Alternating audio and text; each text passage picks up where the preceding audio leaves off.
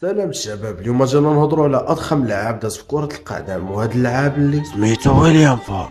جوج الحوايج اللي متفقين عليها الناس كاملين، الاولى هي الا بقات جدك رحم الله الفاقي، والثانيه هي انه غادي يبقى لاعب استثنائي في تاريخ كرة القدم وعمره غادي تعاود شي واحد بحاله. هاد اللعاب كان يامات الغفله، كتقدر تدخل معاك شاقور ولا حتى ما كانش مشكل.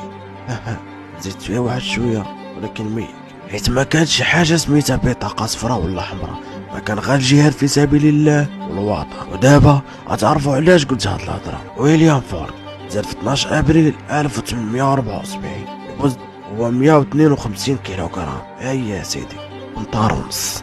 المشكله ماشي هنايا، المشكله انه كان كيلعب حارس مرمى، وفين؟ في الدوري الانجليزي، البلد اللي بانت فيه كره. هاد اللاعب اللي كانت عنده جنسيه بريطانيه، ابرز الانديه اللي لعب فيها هي تشيلسي وشيفيلد